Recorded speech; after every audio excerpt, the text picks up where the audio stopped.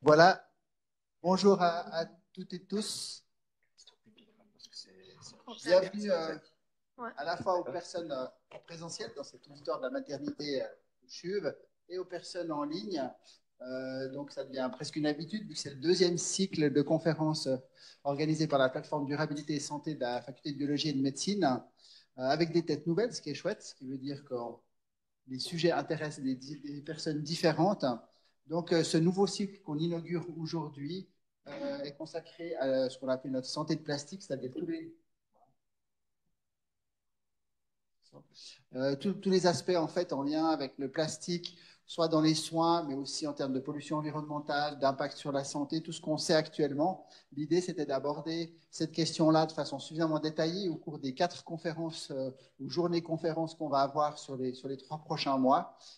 Donc, c'est un plaisir d'avoir pu mettre sur pied ce programme. Et je profite de remercier Julia Gonzalez et Sarah Michel qui ont beaucoup travaillé à la fois pour inviter les personnes, mais aussi pour organiser ces différentes conférences. Et puis, on va commencer tout de suite aujourd'hui avec l'idée, c'était d'aller à une première conférence très générale aujourd'hui, aller de plus en plus spécifiquement sur des aspects de soins ou de prise en charge clinique. Donc, d'avoir vraiment une vision très globale sur l'état du monde par rapport au plastique. Et pour ça, on a aussi travaillé avec une ONG, enfin pas une ONG, une organisation, enfin une entreprise, je ne sais pas comment l'appeler, qui s'appelle Earth Action, avec qui on a beaucoup travaillé aussi sur l'impact environnemental de la médecine. Et on a le plaisir d'accueillir 2 personnes de Earth Action aujourd'hui. La première est Martina Galata, qui est analyste environnementale chez Earth Action et qui va vraiment dresser le tableau global de la pollution de plastique au niveau environnemental et esquisser quelques éléments sur l'impact sur la santé. Et puis après, on aura tout de suite une deuxième conférence de Sarah Pereira qui vient aussi de Earth Action, qui esquissera un petit peu les enjeux liés à la réduction du plastique parmi les traités internationaux. On ne veut pas qu'on parle de solutions. On aimerait bien que ce soit une solution. Donc, si vous le voulez bien, on va enchaîner ces 2 conférences, puis après on aura 15-20 minutes de discussion sur cette thématique. Pour les personnes qui sont en ligne, pour une raison inconnue, le chat n'apparaît pas. Ah, c'est bon maintenant? Ah. Donc, c'est bon maintenant. Donc, vous pouvez poser les questions dans le chat au cours des présentations ou après, on prendra tout ça dans l'ordre. Donc, Martina, s'il te plaît. Merci.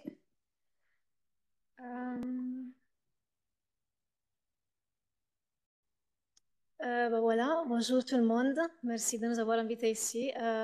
Comme ça a été dit, on va parler de pollution plastique. Moi, je vais faire une introduction un peu générique à qu'est-ce que c'est la pollution plastique, quelles sont les sources, et on va voir un peu les impacts sur l'environnement et sur la santé humaine.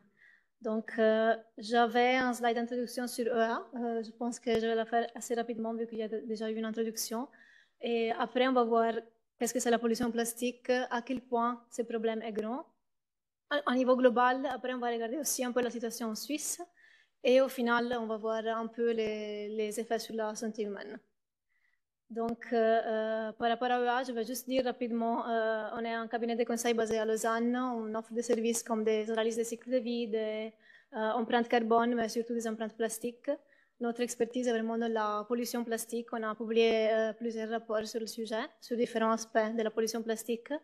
Et de tous ces rapports, je vais juste mentionner un parce que ça va revenir aussi plus tard dans la présentation. C'est le Plastic Overshoot Day. C'est un rapport qu'on publie chaque année inspiré par le Earth Overshoot Day que peut-être vous connaissez. Et on marque la journée, le jour dans l'année où la planète a plus les capacités pour gérer les déchets plastiques qu'on génère. Ça tombe bien ou mal, je ne sais pas, mais c'était la semaine dernière, donc c'est déjà arrivé. C'était le 5 septembre. Et ça veut dire en gros qu'à partir de cette date, bah, tous les déchets plastiques que vous générez, c'est comme si vous les jetez par terre ou directement dans l'océan. On n'est plus capable de les gérer maintenant. Bah voilà, ça c'était un peu pour l'introduction A. Maintenant, on va voir du coup qu'est-ce que c'est la pollution plastique. On commence avec qu'est-ce que c'est le plastique. Le plastique, c'est des polymères synthétiques. Les polymères sont faits avec des monomères. Les monomères, on peut imaginer que c'est des petites perles et les polymères, c'est des colliers de perles. Et il y a 2 choses très importantes à savoir sur le plastique. Le premier, c'est que la matière qu'on utilise pour le faire est au 99% pas renouvelable, c'est surtout du pétrole. Et il y a seulement, et toujours, c'est toujours le cas, seulement moins que 1% qui est du bioplastique, donc fait avec des matières renouvelables. Et l'autre chose, très importante, et on va voir aussi pourquoi, pour la santé après, c'est qu'il n'y a pas que ça dans le plastique, mais il y a aussi plein d'autres substances chimiques qu'on ajoute pour améliorer les propriétés. Donc, ça va être quelque chose qui rend la matière plus molle ou plus résistante à la chaleur ou qui donne une couleur différente. Et du coup, au final, le plastique, c'est vraiment un mélange de tout ça. Ce n'est pas seulement les polymères, mais il y a aussi toutes ces substances chimiques. Et il y en a vraiment beaucoup. Il y en a plus que 13 000. Je pense que ce chiffre n'est même pas jour. Je crois que maintenant, on est à 16 000 comme estimation. Et seulement une partie de ces substances a été analysée, 7 000. Et de ces 7 000, 3 200 ont été reconnues comme dangereuses pour l'environnement et pour la santé. Donc, beaucoup de ces substances sont dangereuses. On va voir plus tard comment et pourquoi. Maintenant, on va aller un peu plus dans les détails de la pollution plastique. Donc, quand on parle de pollution plastique, on a deux types de plastique en tête. Il y a les macroplastiques et les microplastiques. Les macroplastiques, c'est des morceaux de plastique, en gros, qui sont plus grands que 5 mm. Et les microplastiques, c'est tout ce qui est plus petit que 5 mm comme diamètre. Après, dans les microplastiques, il y a aussi les nanoplastiques qui sont encore plus petites. Et une autre différenciation importante pour les microplastiques, c'est entre microplastiques primaires et microplastiques secondaires. Et les microplastiques primaires, c'est les microplastiques qui arrivent dans l'environnement déjà sous forme de microplastiques. Donc, par exemple, il y a les textiles, quand on lave nos habits synthétiques qui sont du plastique, ces habits perdent des fibres et après ces fibres sont des fois capturées par un système d'épuration, des fois elles passent, en tout cas en partie elles passent et elles arrivent dans l'océan. Donc, quand elles arrivent dans l'océan, elles sont déjà sous forme de microplastiques. Un autre exemple, c'est par exemple les pneus. Quand on roule dans notre voiture, il y a de l'abrasion qui est en cours entre le pneu et la route. Il y a des petites particules qui partent à cause de ce processus et qui partent dans l'air et après se déposent dans l'environnement. Donc ça aussi, c'est des microplastiques qui arrivent directement dans l'environnement sous forme de microplastiques. Les microplastiques secondaires, c'est des microplastiques qui sont dans l'environnement mais qui étaient d'abord des macroplastiques dans l'environnement.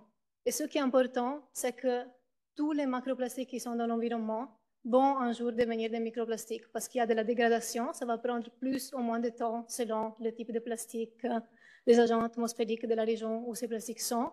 Mais si ces macroplastiques vont rester dans l'environnement, un jour, elles vont devenir des microplastiques. Et ça, on va voir aussi, c'est important pour les effets que les microplastiques ont sur l'environnement et la santé. Ici, je vous fais juste un peu d'exemples de macroplastiques et microplastiques pour avoir des exemples concrets en tête quand on parle de ça.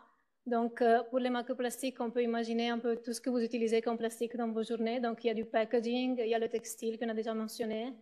Il y a un type de plastique qu'on appelle household, c'est tout ce que vous avez en plastique chez vous, qui n'est pas du packaging et du textile. Donc, les jouets en plastique, les brosses à dents, les meubles en plastique, etc. Il y a du plastique dans le secteur de la construction, il y a du plastique dans l'électronique, il y a du plastique partout.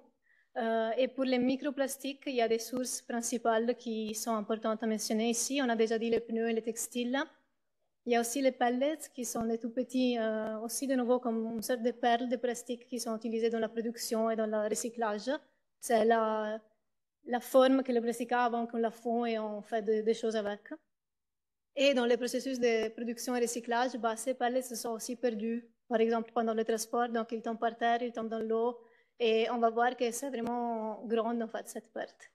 Il y a du plastique dans la peinture aussi, dans les routes, dans les bâtiments, dans les bateaux, et à cause de l'utilisation des bâtiments et des bateaux, etc., il y a des petits morceaux de peinture qui partent et du coup qui tombent dans les océans, dans l'environnement.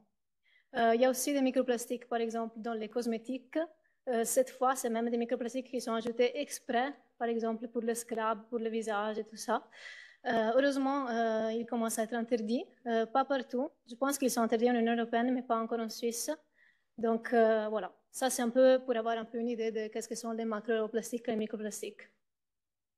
Voilà, ça, c'était un peu l'introduction au concept. Maintenant, on va voir à quel point ce problème est grand. Donc, première chose, ici on voit la croissance de la production plastique depuis son apparition en 1950 jusqu'à nos jours. Et on voit que c'est une croissance très, très rapide, exponentielle. On est autour de 450 millions de tonnes produites maintenant par année. Et le plastique est un matériel très malléable, léger, mais surtout vraiment pas cher. Donc, c'est pour ça qu'il a été utilisé de plus en plus dans les différentes industries. Et pour avoir une idée, en 1960, donc au début du plastique, le plastique était plus ou moins le 1% des déchets qu'on produisait. Et maintenant, on est plutôt autour de 12-13% comme moyenne globale. Donc, vraiment très, très présent dans les déchets. Le problème, c'est pas seulement qu'il y en a beaucoup, c'est aussi qu'en fait, on n'est pas capable de les gérer. Ici, dans le graphe à gauche, vous voyez à gauche les déchets produits. Là, on a seulement 3 types de déchets, packaging, textile et household.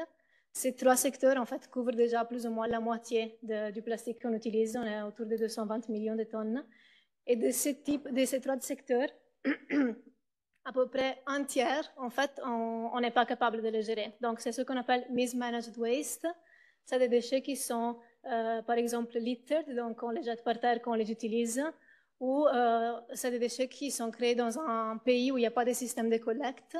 Donc, ils sont juste accumulés dans les routes et après, à cause de la pluie et du vent, ils sont transportés et ils arrivent dans l'environnement. Ou il y a aussi des déchets qui sont collectés mais qui après ne sont pas bien gérés. Donc, ils arrivent dans des décharges à ciel ouvert, pas contrôlées, et du coup, de nouveau, après, à cause des agents atmosphériques, ils peuvent arriver dans l'environnement, ou qui sont brûlés, ce qu'on appelle open burning, donc brûlés sans être contrôlés. Et tout ça à cause de la pollution plastique. À droite, vous voyez le graphe du Plastic Overshoot Day, donc c'est exactement la même information, juste sous deux formes graphiques différentes. Là, on voit que le Plastic Overshoot Day, c'était le 5 septembre. Ça veut dire que globalement, jusqu'au 5 septembre, on a bien géré nos déchets.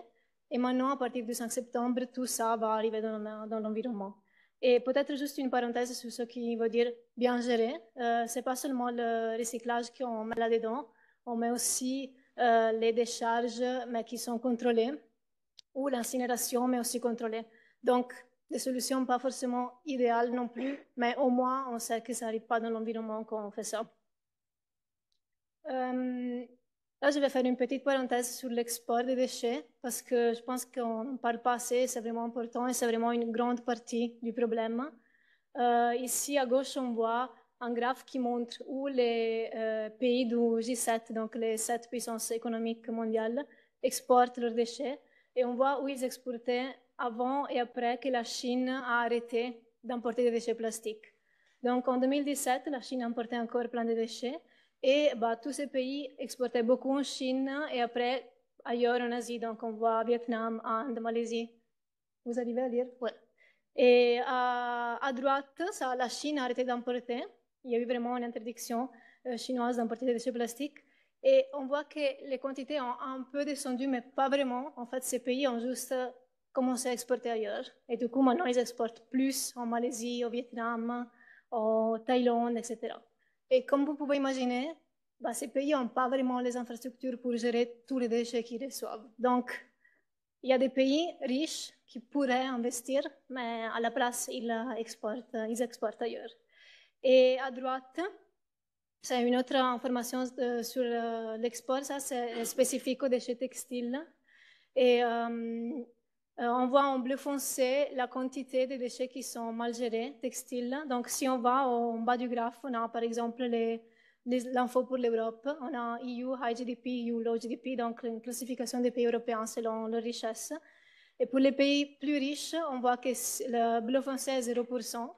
Par exemple, mais par contre, le bleu clair est 10%. Et ça correspond à quand on regarde effectivement où les déchets sont exportés et ce qui se passe à ces déchets dans les pays qui les ont importés.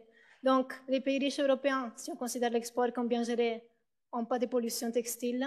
Mais si on regarde où ils exportent et ce qui se passe effectivement avec leurs textiles, il y a quand même un 10% qui est mal géré. Et ça, c'est pareil pour toutes les autres régions riches du monde, donc le reste de l'Europe, les États-Unis, etc. On imagine souvent que les textiles exportés sont recyclés ou réutilisés. En fait, il y a quand même une grande partie qui finit, comme je disais avant, dans des décharges à ciel ouvert, qui vont être brûlées sans contrôle, etc. Donc voilà pour la partie sur l'export. Maintenant, on va aller un peu plus, on continue l'histoire de la pollution. Donc, On se demande souvent combien de ce plastique finit à la fin dans l'eau, dans les océans. Et là, je pourrais avoir une quinzaine de slides où je vous montre tous les modèles qui ont été faits pour essayer de comprendre combien il y en a. Mais j'aime bien parler de cet article parce que je pense que c'est un peu une réponse finale à cette question.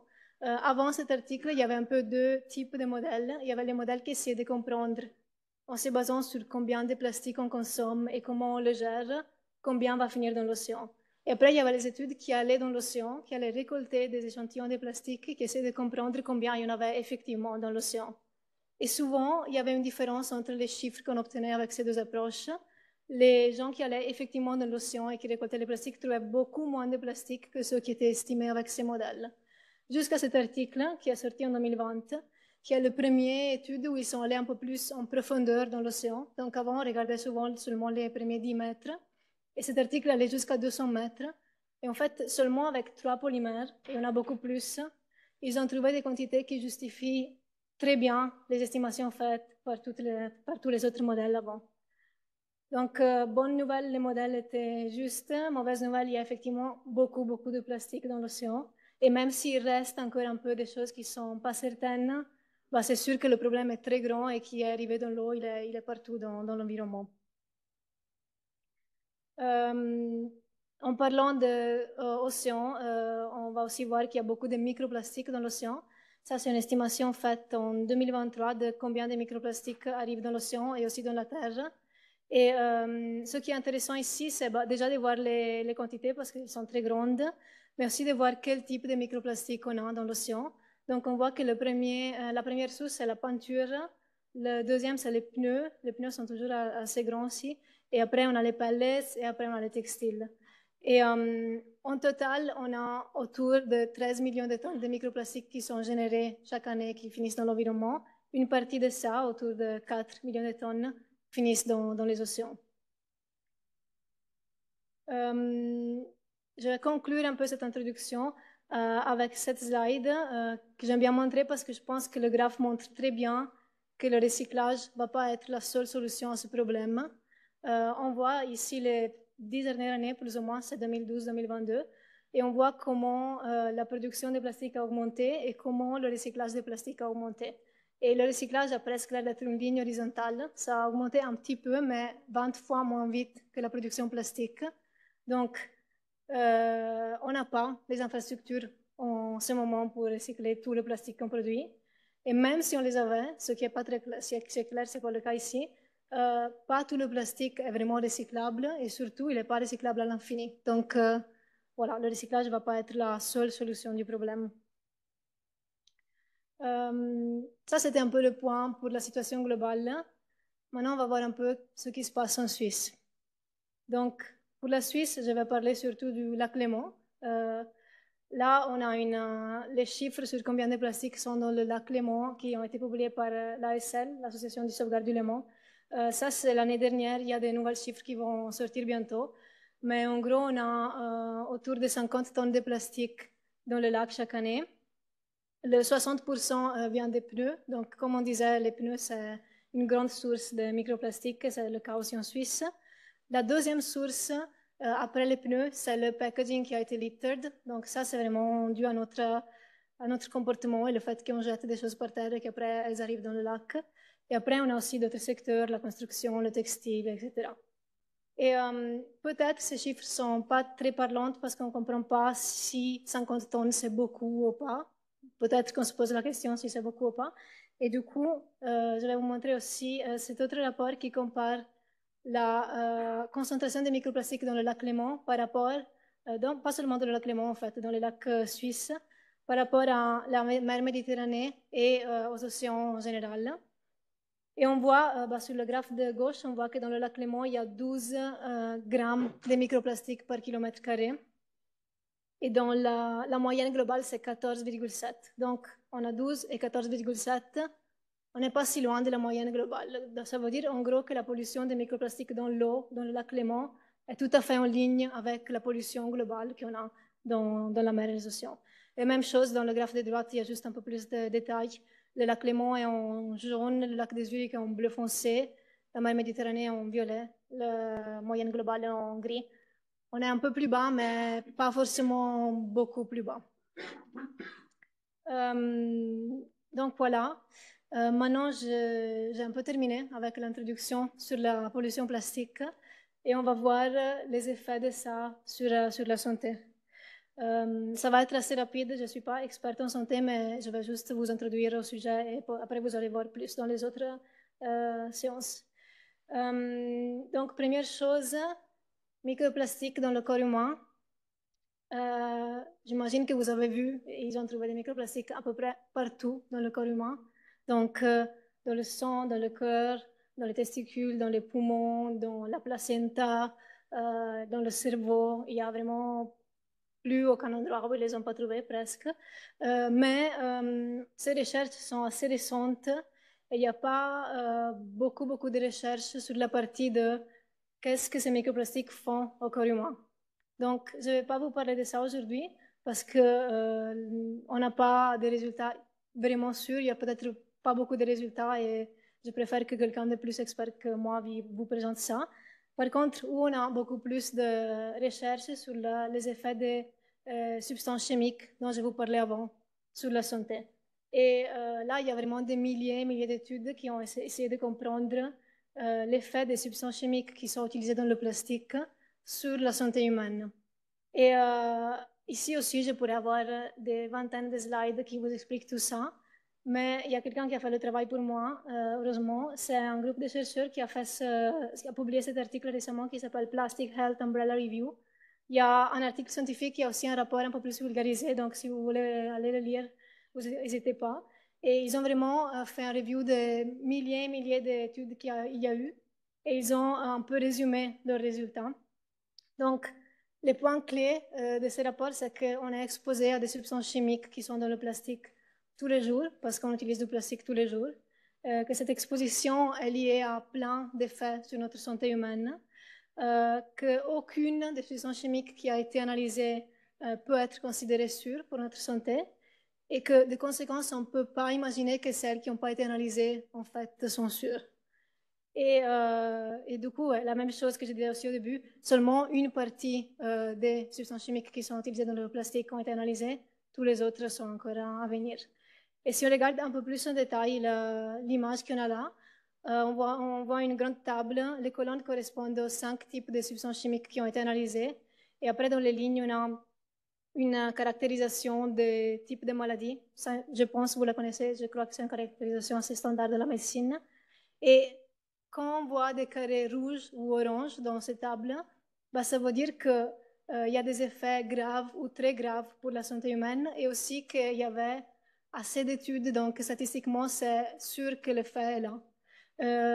Autre chose importante dans cette table, quand on voit un carré blanc, ça ne veut pas dire qu'il n'y a pas d'effet, ça veut dire qu'il n'y a pas d'études encore sur la combinaison de ces substances chimiques et ce type de maladie. Voilà, dernière chose sur ça, c'est que si vous n'avez pas envie de lire le rapport, vous n'avez pas envie de lire l'article, mais vous voulez quand même savoir un peu sur ça, il y a un épisode d'une demi-heure d'un podcast qui est sorti, qui est une interview aux chercheurs qui ont fait le rapport.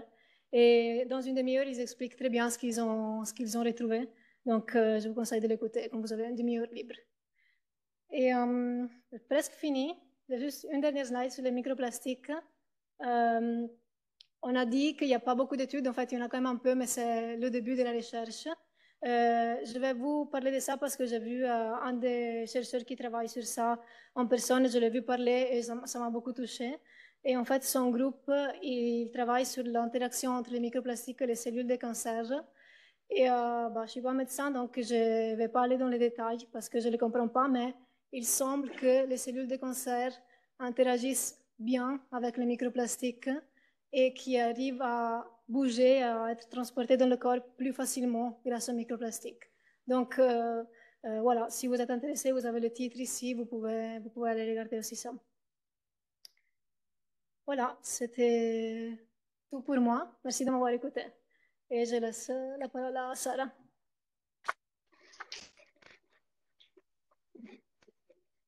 Je peux le faire. Merci.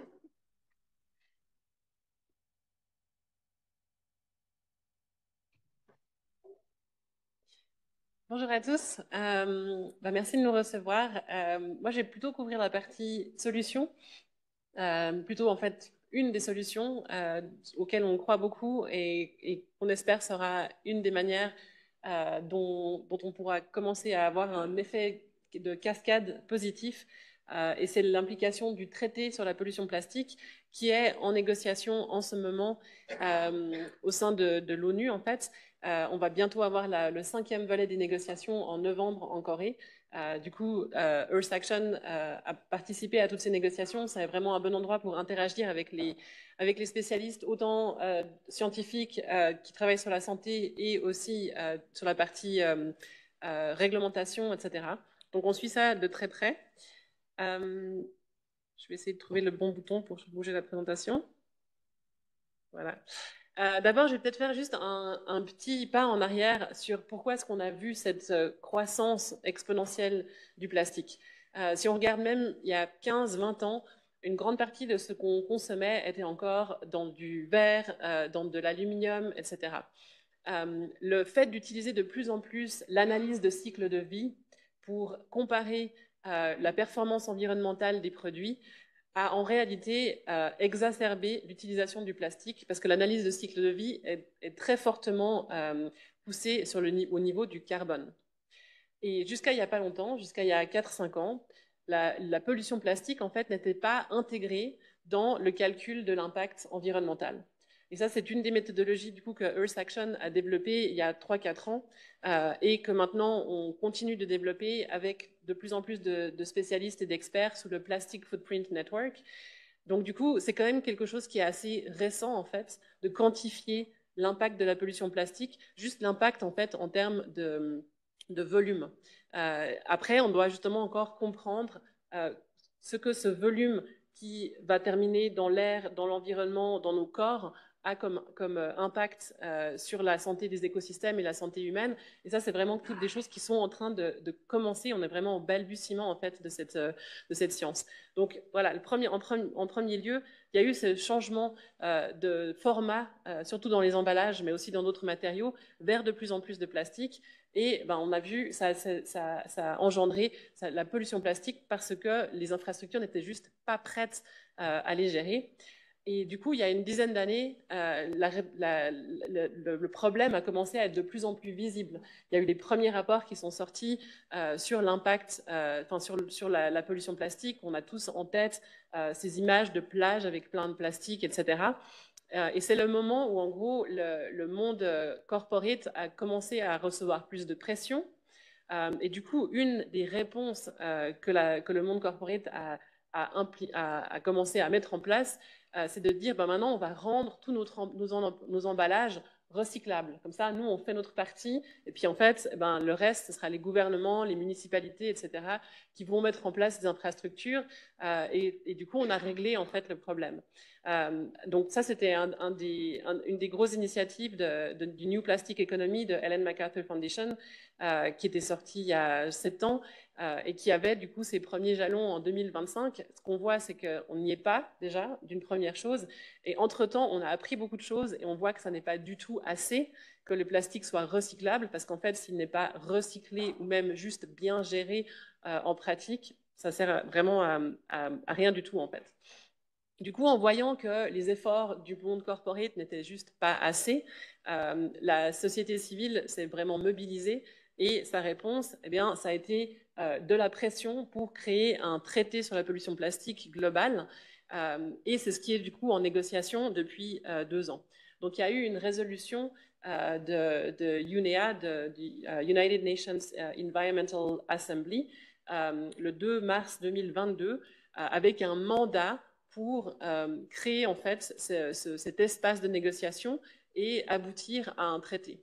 On a vu sur les sujets comme le climat que les choses ont pris énormément de temps avant d'arriver à un traité aux accords de Paris. Sur le sujet de la pollution plastique, on a eu une ambition assez haute qui était de se donner 2 ans pour y arriver. Et du coup, ça a donné des négociations tous les 6 mois qui ont eu de la peine à commencer et qui, on espère, d'ici la fin d'année, vont quand même réussir à accoucher à quelque chose d'ambitieux. Du coup, Quand on regarde ce qui a vraiment poussé le départ de ces négociations, on voit qu'à la base, c'était vraiment des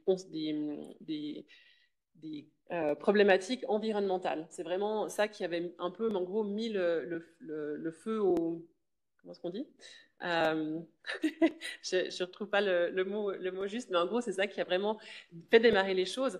Ce dont on s'est rendu compte au fur et à mesure des négociations, c'est que le sujet de la santé est devenu de plus en plus central. Il y a eu, pendant ces deux années de négociations, quasiment chaque mois, plusieurs études qui sont sorties, qui ont obtenu beaucoup de visibilité dans les médias, pas juste au niveau des professionnels et des experts, mais vraiment au niveau du grand public. Il y a eu aussi beaucoup plus de focus sur toute la partie toxicologique, sur la partie des additifs, etc. Ça, c'est des sujets où juste il y a 2 ans encore, on n'en parlait quasiment pas. Et du coup, nous, de l'interne, on voit ça comme quelque chose de vraiment positif, le fait que les sujets un peu dérangeants sont de plus en plus visibles. Et on voit aussi que du coup, dans la façon dont les gouvernements et les délégués qui négocient ce traité en parlent dans leurs discussions de négociation, que c'est vraiment des sujets qui sont très centraux. Et ça, c'est une bonne nouvelle. Parce que du coup, le scope du traité, il est encore en négociation. À la base, le but, c'était de vraiment faire un traité qui allait couvrir tout le cycle de vie du plastique, donc depuis les monomères jusqu'à sa fin de vie. Et du coup, ça inclut un grand champ. Ça ne plaît pas beaucoup à l'industrie plastique surtout, qui aimerait en faire un traité uniquement sur la gestion des déchets. Et donc, il y a énormément de lobbying qui se passe. D'ailleurs, quand on est dans les négociations, on voit, il y a certaines ONG, il y a Ciel qui est à Genève, qui a fait le compte en fait des délégués et qui a montré qu'en gros, il y avait plus de lobbyistes que de scientifiques dans les premières négociations. Donc ça, c'est toutes des choses où ça vaut la peine de le rendre visible aussi. Les ONG et beaucoup en fait de business aussi qui sont plus dans ceux qui mettent le plastique sur le marché, comme les marques qu'on peut connaître, se sont quand même très distanciés en fait du lobby plastique et essaient d'être beaucoup plus progressistes sur le sujet. Et du coup, il y a vraiment un effort pour que ce traité il couvre tout le cycle de vie, donc de la production qui inclut aussi les additifs chimiques, la façon dont le plastique et les objets en plastique sont fabriqués et sa fin de vie. Donc ça inclut aussi la partie des substances chimiques. Il y a même des discussions sur le fait de mettre un maximum de capacité permise dans le monde pour qu'en fait cette courbe qui a fait comme ça à un moment donné elle devienne plate et d'avoir des règles en fait qui s'appliquent à tous les pays sur la manière dont le plastique est utilisé. Du coup, où est-ce qu'on en est dans les négociations? Donc il y a eu déjà 4 rounds de négociations. Ça a commencé à Punta del Este en 2022, il y a eu ensuite Paris en mai 2023, Nairobi en novembre 2023, Ottawa cette année. Et maintenant, en fait, comme on a vu aussi que les discussions n'avaient pas assez avancé, il y a eu 2 meetings organisés en juillet et en août à Bangkok, où du coup, il y a eu des plus petits groupes de délégués qui se sont rencontrés, qui ont discuté de sujets très spécifiques.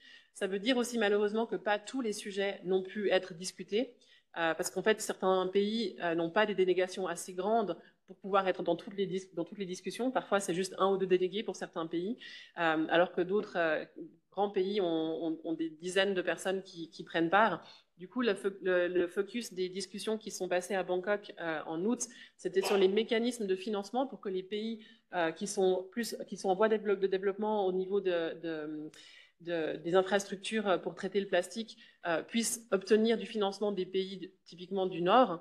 Il y a eu des discussions sur le design des produits, sur la réutilisation et sur la recyclabilité. Là, j'étais hier à Bruxelles avec des gens qui étaient du coup dans ces négociations à Bangkok sur lesquelles nous on n'est pas allés, qui disaient que malheureusement, par exemple, certaines des solutions comme la responsabilité étendue des producteurs, il semble que ce soit trop pour l'instant et que probablement, ce sera plutôt après que le traité ait été signé, des discussions plus sur l'implémentation.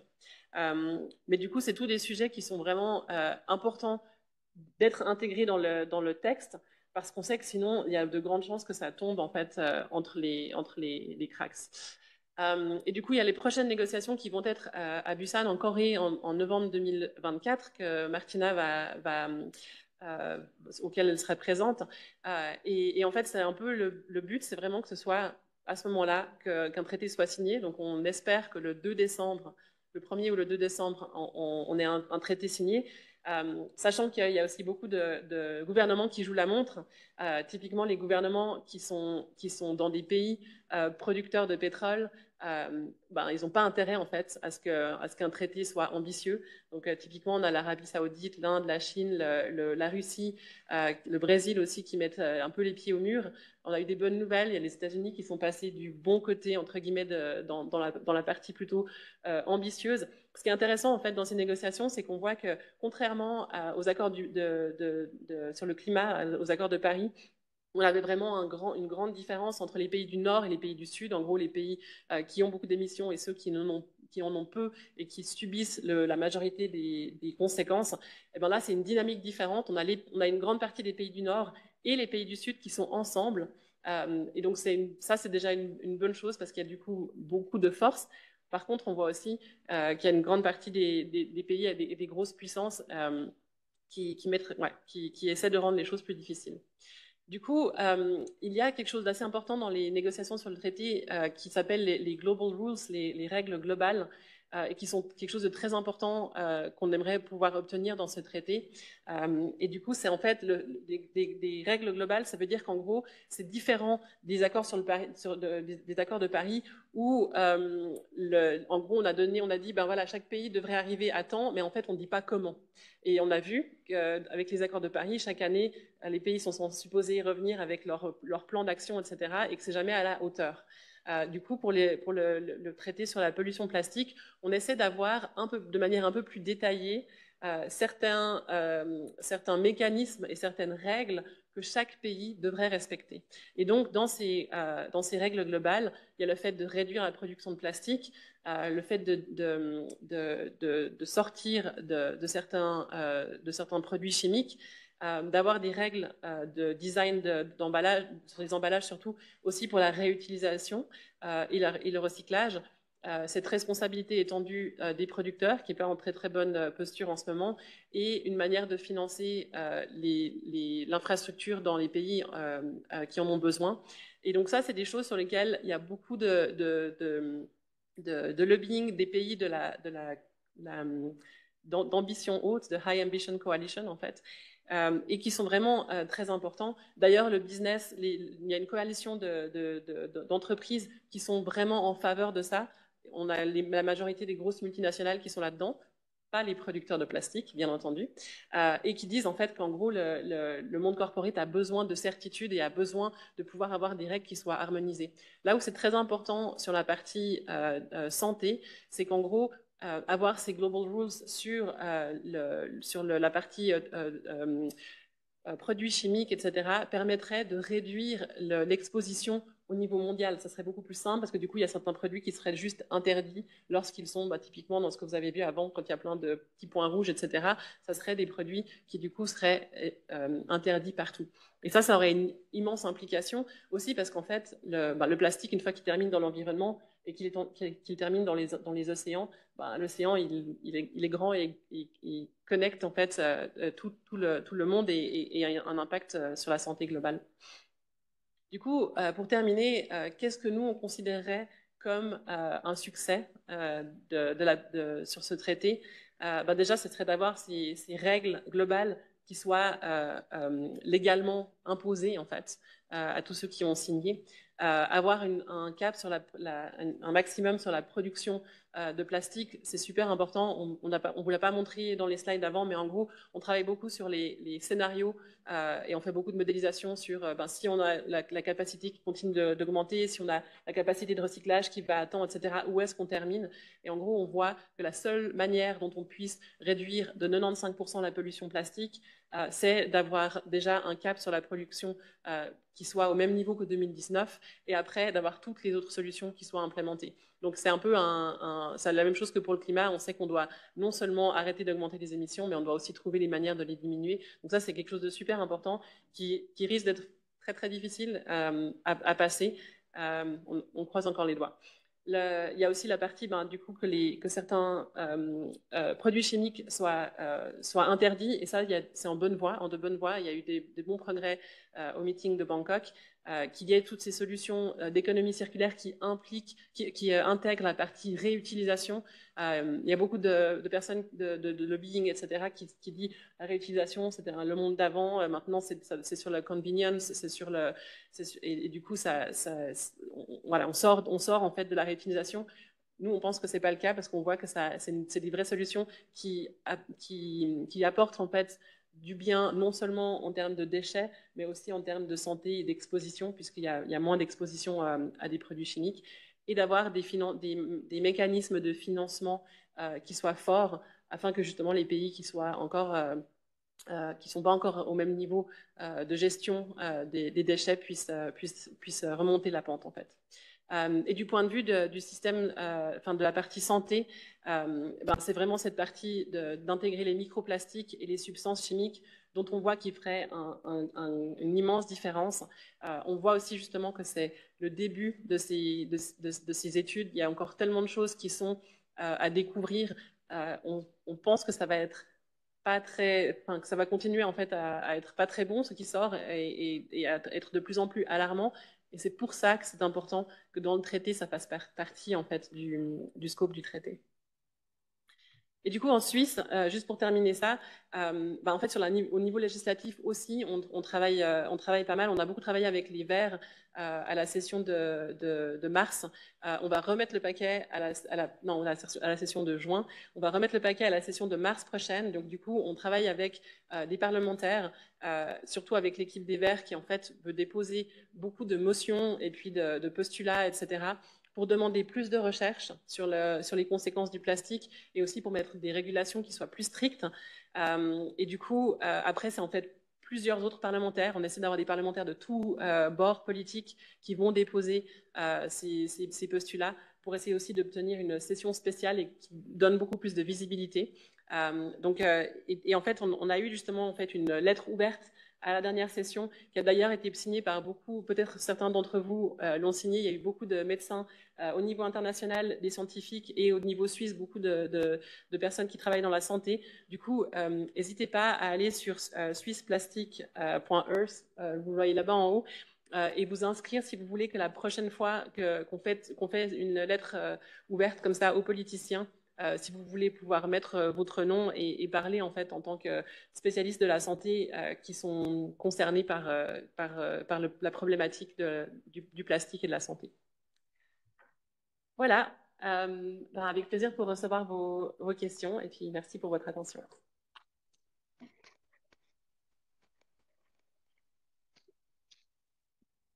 Merci beaucoup pour ces deux présentations qui donnent vraiment le panorama général de l'ampleur du problème. On imaginait quand même un peu. Enfin, ça donne quand même des chiffres un peu effrayants.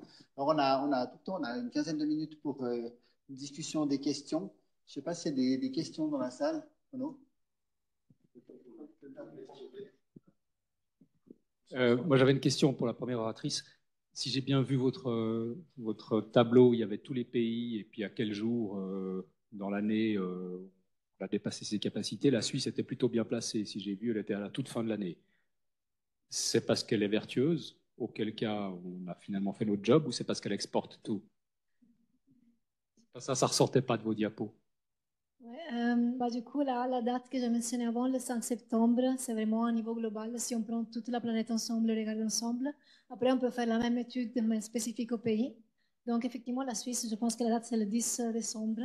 Ça veut dire qu'il y a quand même une vingtaine de jours où on jette tout par terre, mais c'est seulement une vingtaine de jours. Alors, en Suisse, il n'y a pas beaucoup de mismanaged waste, ce dont je parlais avant. Il n'y a pas de charges à ciel ouvert. Il y a un système de collecte qui marche très bien partout, mais ces 20 jours sont faits par La partie qui est littered, donc ça, le comportement des gens qui jettent les choses par terre existe aussi en Suisse, et aussi à cause de l'export. En fait, dans cette étude, on a aussi regardé, on a considéré l'export pas comme bien géré, on allait regarder où chaque pays exporte et comment les déchets sont gérés, où les déchets arrivent. Et du coup, ces 20 jours en Suisse correspondent au littering et aussi à l'export de la Suisse qui n'est pas bien géré partout. Et la Suisse exporte beaucoup, si jamais. Donc, comme tous les pays européens, plus ou moins. Mais voilà. Et peut-être juste pour compléter, dans le scope de cette étude, on s'est vraiment focalisé sur les macroplastiques. Du coup, les microplastiques ne sont pas inclus. Et en fait, comme tous les pays assez riches avec beaucoup de consommation, la Suisse a quand même un gros problème de microplastiques. C'est justement ce qui ressort du rapport qu'on a publié sur la Suisse et la pollution plastique. Et typiquement, on conduit beaucoup en Suisse, donc on a énormément de pollution en microplastique. On consomme beaucoup de textiles aussi. Et en fait, la partie des microplastiques qui viennent des habits, c'est surtout dans les premiers lavages. Donc, le plus on consomme de neuf, le plus on a de problèmes de microplastiques. Et ça, c'est des microplastiques qui partent dans l'air, qu'on respire, qui terminent dans nos poumons, dans notre sang, etc. Et ça, on n'a pas encore trouvé la manière vraiment de l'intégrer dans un Plastic Overshoot Day. Mais du coup, c'est juste pour voilà, équilibrer les choses. Souvent, les pays qui sont plutôt dans la fin d'année, c'est ils gèrent bien leurs déchets, mais c'est aussi qu'ils sont plus riches et qui, du coup, ils ont plus de problèmes de microplastique. Merci beaucoup. Est-ce qu'il y a d'autres questions? Myriam, on va te donner un micro. Non, mais c'est pour les autres.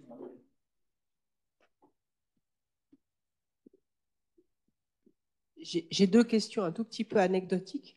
La première, vous connaissez les sacs Guppy Friend pour faire la lessive et mettre les vêtements de sport dedans? Est-ce que c'est utile ou pas? Je fais beaucoup de pub pour ça. Et puis l'autre, c'est il y a beaucoup de lobbies au Parlement qui luttent contre vous. Alors, le premier, pour la partie des sacs qui retiennent les microplastiques, en effet, c'est une solution qui marche bien.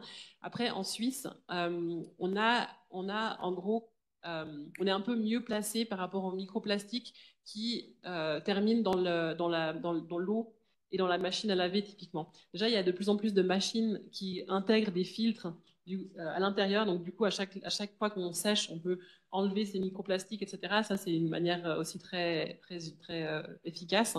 Et puis, même si on n'avait pas ça, les microplastiques en fait qui terminent dans l'eau et qui passent par les steppes, on voit qu'il y a quand même 97, 99, 98%, un truc comme ça, qui arrivent à être capturés dans les steppes. Et la Suisse et la Hollande sont deux rares pays qui brûlent leurs bouts de steppe et qui ne les épandent pas dans les champs. Du coup, les microplastiques qu'on capture ne vont pas reterminer dans les champs après, ce qui n'est pas le cas pour la plupart des pays. Et c'est un peu ce qui fait peur aussi, c'est que du coup, on essaie de trouver des solutions, on capture une partie des microplastiques, on les filtre, etc. Et après, on les remet dans la terre. Et en fait, il y a aussi plein de microplastiques dans les légumes, dans les fruits, etc., qui poussent dans la terre. En Suisse, on est assez bien par rapport à ça. Et puis sur la deuxième question, sur le lobbying qu'il y a à Berne, etc., on l'a vu, on a posé une vingtaine de motions en juin. Il y a une grande partie qui était posée par les Verts, par les socialistes. Et en fait, moi, j'étais dans la salle pendant que les parlementaires défendaient ces motions. Ce que j'ai trouvé assez triste dans un sens, c'est que c'était tellement partisans en fait. On voit que ce qui a été déposé, il y a un UDC, un paysan UDC qui a déposé une motion sur les balles de foin qui sont emballées dans du plastique. Et en fait, sur les commentaires sur les réseaux sociaux, etc., étaient très positifs pour lui. Par contre, dès qu'il s'agissait de parlementaires de gauche, en gros, et sur le côté plutôt vert, etc., tout le monde se faisait vraiment assassiner.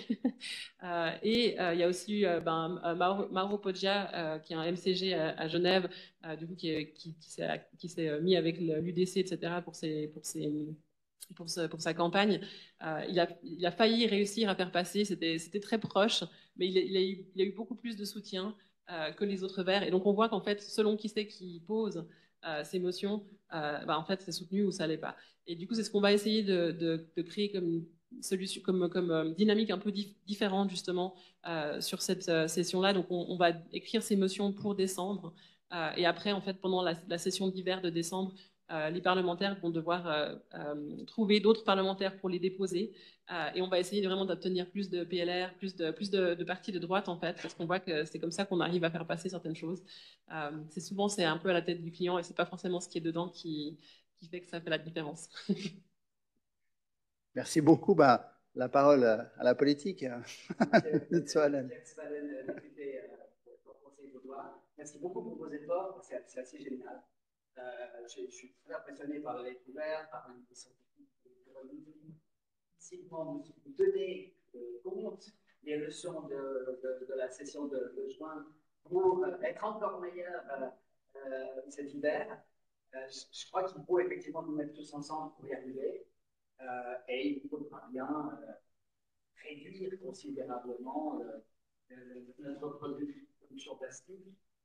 Le recyclage se heurte à beaucoup de problèmes. Je peux peut-être vous entendre là-dessus parce qu'il y a différentes catégories de plastique et ça pose aussi de sacrés codes, si je veux dire. Je ne sais pas la bonne expression d'ailleurs. Il y a. Je suis très alarmé par le chiffre que vous avez donné d'abord sur à quel point la Suisse est concernée, puisqu'on était avant-dernier, je crois, de la liste sur la production, sur une des premières slides. Moi, j'ai vu parce que j'ai regardé concernant les chiffres. C'est le contraire. Au mondial, la Suisse est l'un des derniers, juste après le Danemark. Non, en fait, c'est vraiment, c'était sur le Plastic Overshoot Day avec toutes les dates. Être le plus tard possible, c'est le mieux en fait, parce que ça veut dire que jusqu'à ce qu'on ait le cadran qui montre où est-ce qu'on est, on a bien géré. Et après, on gère mal. Mais encore une fois, c'est vraiment sur la partie des macroplastiques. Ça inclut pas justement tous les microplastiques auxquels on est du coup directement exposé en fait. Donc c'est pas trop mal par rapport à ça. Mais si on regarde en revanche la consommation de plastique qu'on fait, là on sera dans les derniers parce qu'on consomme énormément de plastique en Suisse. Je pense qu'on est dans les derniers 10%. Ouais. Voilà, les plus gros, voilà, les premiers 10% de plus gros consommateurs de plastique. D'accord. Merci de m'avoir expliqué ça. Je reviens du Danemark, j'étais d'ailleurs surpris qu'on soit aussi près d'eux. Donc c'est dans le bon sens du mal, mais vous avez bien mis, bien fixé tous ces éléments. En tout cas, oui, répondez-moi sur la question des différents plastiques, des possibilités de recyclage, et puis tous mes encouragements pour vos actions pour qu'elles portent jusqu'à un parlement en Suisse qui est décidément difficile à manœuvrer. Il y aura des questions encore en ligne. Oui, il y aura des questions en ligne, oui. Ah non.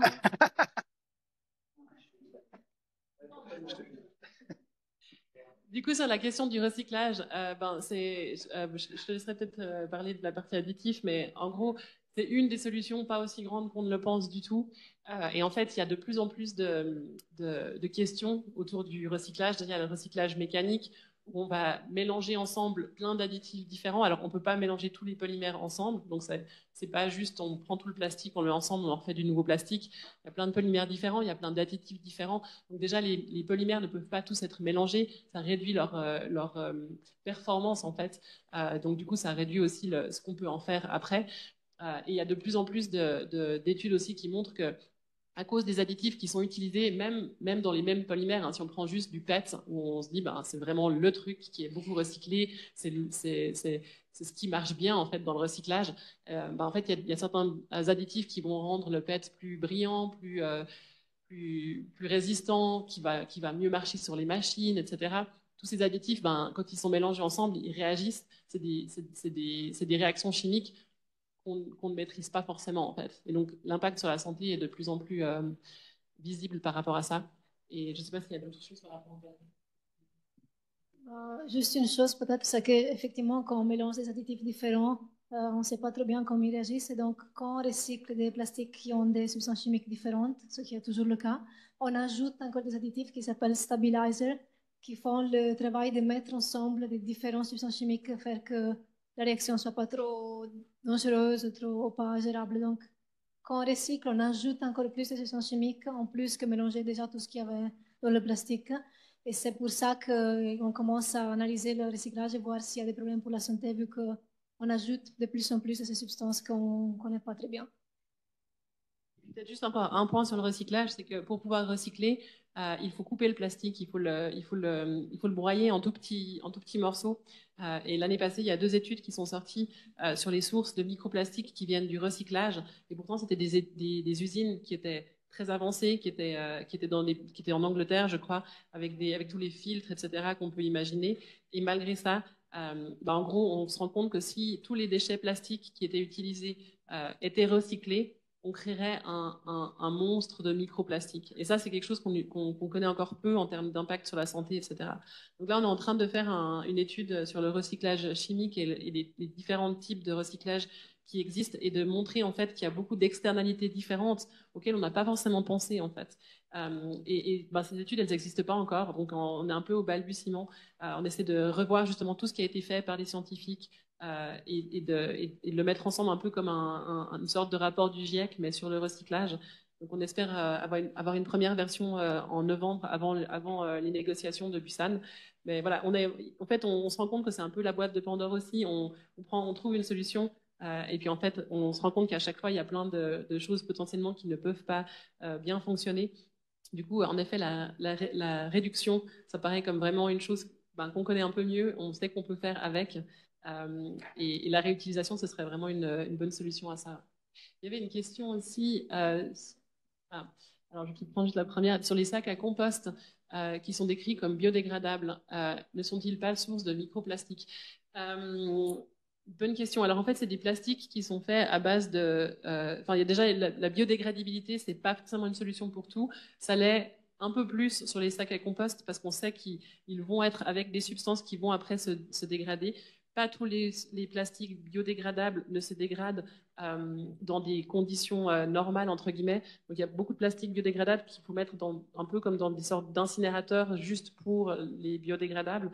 Donc si on le met dans une poubelle à compost, vous allez voir une année après, ce sera toujours la même chose. Pour les sacs, c'est un petit peu différent. Il y en a plein de différents. C'est, je dirais, les moins pires applications qu'il y ait. Par contre, typiquement, les plastiques biodégradables créent plus de CO2 que le plastique normal aussi. Donc, il y a souvent aussi des autres effets un peu indésirables, en fait. Les actions prioritaires à prendre en Suisse au niveau politique. En fait, dans les choses qu'on avait poussées et qu'on va continuer à pousser, il y a cette responsabilité des producteurs, responsabilité élargie des producteurs. On aimerait que les producteurs qui mettent du plastique sur le marché payent en fonction de ce qu'ils mettent sur le marché, parce que du coup, ça pousse aussi à réduire les quantités et ça pousse aussi à ce que les objets les plus problématiques coûtent plus cher. Et du coup, c'est aussi une manière où on peut pousser vers la réutilisation, mais aussi les plastiques qui seraient plus propres, etc. Il y a surtout en fait un gros souci de microplastique en Suisse, donc c'est un peu un sujet difficile, mais la voiture, c'est quand même un des gros soucis sur le plastique en Suisse. Donc nous, on pousse pour qu'il y ait plus de facilité en fait, pour les transports en commun, pour aussi le rail, et puis il y a aussi des manières de nettoyer plus les routes. Il existe des solutions un peu techniques aussi pour que les microplastiques soient poussés dans des sortes de drains qui récupèrent ça, parce qu'on sait qu'une fois qu'ils sont dans l'eau, c'est trop tard. Et puis en fait, on a besoin surtout qu'il y ait plus de contrôle sur les substances toxiques qui sont utilisées. C'est un peu les mêmes discussions que sur les pesticides. Malheureusement, on sait, il y a assez d'études qui le montrent, et malgré tout, on a vraiment de la peine à pousser pour ce genre de choses, parce que malgré que ça touche la santé, il y a tellement de lobbying derrière que c'est difficile de faire pousser ça, mais c'est vraiment un des gros sujets qu'on doit adresser en Suisse, c'est la partie de chimie propre. Et on a fait beaucoup de motions et de postulats dans ce sens-là. Donc on va continuer parce qu'on pense qu'il y en a certaines qui vont pouvoir passer maintenant plus facilement parce que le traité va aussi dans cette direction-là, en fait. Merci beaucoup. On arrive déjà à la fin de cette heure dense et très riche. Merci beaucoup d'être venu nous expliquer déjà toute l'ampleur du problème. Je crois qu'on a bien compris, on va arrêter le plastique. Je pense qu'il y a encore plein de questions, notamment sur les substituts. Vous n'avez pas tellement parlé des substituts, mais c'est quelque chose qu'on pourra reprendre peut-être après. Pour les personnes qui sont présentes ici, normalement, il y a un café et des cookies à la sortie pour continuer la discussion, donc un incitatif aux autres personnes aussi à venir, mais j'étais très content de voir qu'il y avait autant de personnes en présentiel qu'en distanciel. Et la prochaine conférence, c'est exactement dans un mois, c'est le 10 octobre. Alors là, on plongera vraiment au cœur de la toxicologie avec les questions d'exposition humaine aux microplastiques. Et ce sera au même endroit, à la même heure, dans exactement un mois. Et je vous souhaite un très bon après-midi.